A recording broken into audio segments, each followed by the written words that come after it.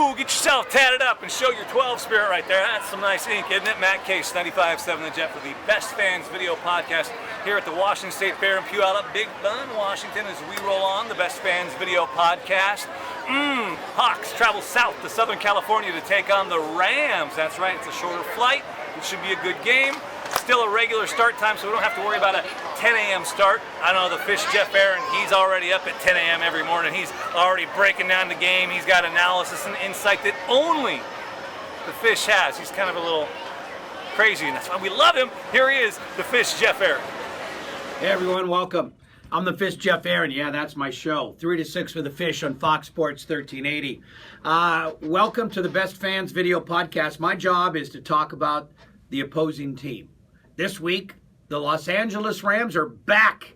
The first game in Los Angeles since 1984 after their dismal performance on Monday Night Football where they got beaten by the 49ers 28-0.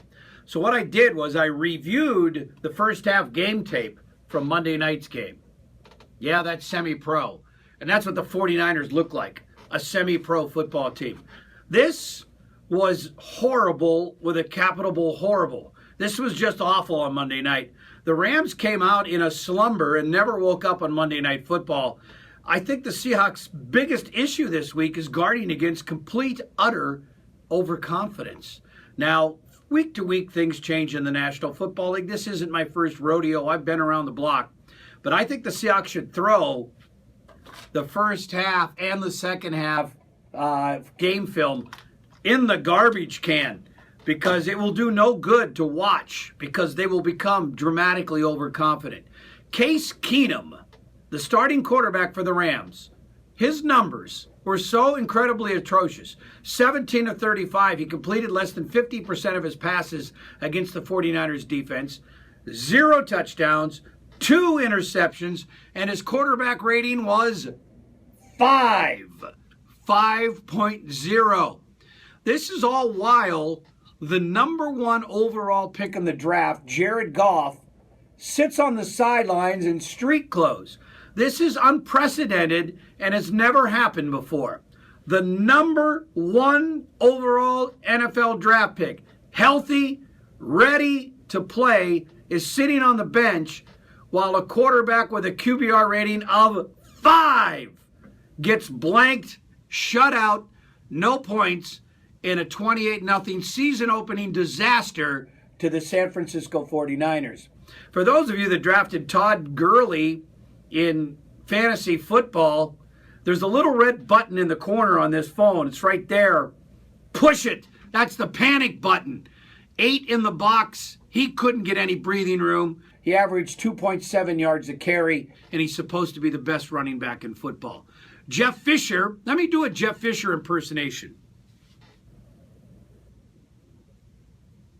That's what he did the entire game on the sidelines. Nothing. Didn't look interested in the game at all. The only time he raised an eyebrow was when a nut job ran out of the stands and drunkenly ran across the field, taking his clothes off, which was the highlight of Monday Night Football. But again, all the Seahawks fans will say, well, the Rams really play the Seahawks tough. The Rams often beat Seattle and they scare me. Well, don't let the facts get in the way. In the last 21 meetings between the Seahawks and the Rams, the Seahawks have won 17 of them. Yeah, they're 17-4 in the modern era of this rivalry. Yeah, some of the games have been close, and every once in a while the Rams spring an upset.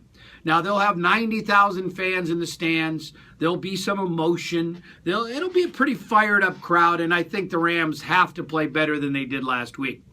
Jared Goff, according to early reports, will remain in street clothes, which again is inexplicable.